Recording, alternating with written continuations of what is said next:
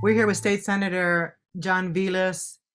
You just had introduced an amendment to the Senate, the Massachusetts legislature, that opens the door for just thousands of veterans who were discharged. How were they discharged? Dishonorably? Because they were LGBT, or how did that work? So there's different types of discharges in the military. There's a dishonorable discharge, there's an honorable one, but there's also this discharge called an OTH. OTH stands for other than honorable. So don't ask, don't tell, if you recall, was a policy that was enacted in 1994, which essentially said, you know what, we're no longer going to ask you about your sexual preference, but you're not going to tell us either. And if either of those things happen, and we find out about your sexual orientation, we are going to give you this other than honorable discharge. And as a result of that, you would be prohibited from eligibility for several benefits, both federal and state. And I think it's really important when talking about don't ask, don't tell, to kind of have that historical context, because when it passed in 1994, it was interesting. President Clinton actually campaigned on it. And of course, he was elected in 1992. And prior to that, there was an absolute ban on anything. You just could not join the military. So at the time, it was viewed as a very progressive, forward-looking policy. Like many things in politics, he campaigned on something, he got elected, and he realized that, the Congress was vehemently opposed. And I think it's worth noting, in a bipartisan way, both Republicans and Democrats were opposed to outright repealing it. So interesting, this is a little tidbit of history I picked up in reading on it.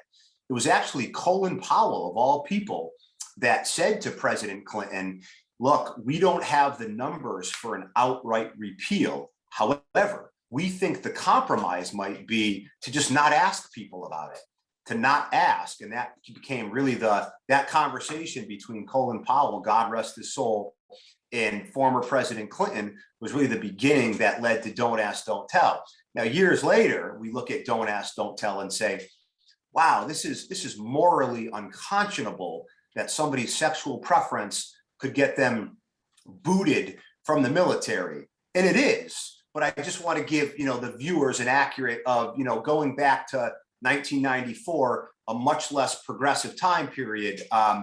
The views of don't ask, don't tell were much more widely shared at that time than they are 2022. So anyway, 2011 comes around, President Obama and obviously the United States Congress repealed don't ask, don't tell. But what they didn't do, I think mistakenly, is they didn't say that if you were kicked out because of this, you're going to be eligible for your benefits. So fast forward now to 2021, just the latter part of last year, the VA came out and said, we're going to announce this policy clarification. And if you are discharged because of don't ask, don't tell, you will be eligible for federal benefits. I heard that and I said, well, wait a second. What everybody knows about Massachusetts, what makes it the best state to be a veteran, is our state benefits, not the federal benefits that anyone's eligible for. So I did my homework, I did my due diligence, and obviously I came to find out that you would not be, because of what the VA did last year, you would not be eligible for Massachusetts benefits. And I thought that that was just, again, morally unconscionable and reprehensible, that someone quite literally could be kicked out of the military because of, their sexual preference, who they love. Let's be honest, that's who we're talking about. Who they're in a relationship, whether it's married or otherwise. And I think it's much more profound than that because, and I've said this repeatedly over the past week since this came to fruition.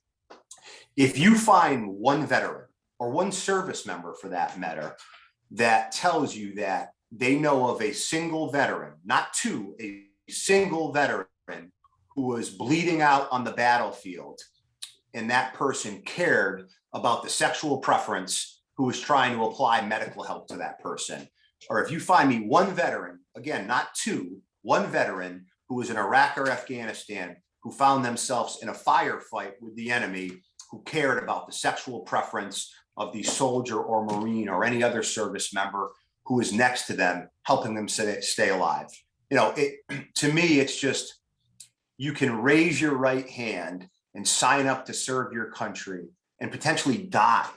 But we were going to say, you can't get these benefits because of, again, your sexual preference and gender identity. So wrong on so many different levels. And I'm just happy that in Massachusetts, the Senate, we passed it, very important here too. We passed it unanimously, both parties, to make folks eligible for benefits that they were deprived of for so many years. So I firmly believe in the adage that better late than never. So we're just trying to do the right thing here. And I've got every reason to believe that Governor Baker will sign this into law.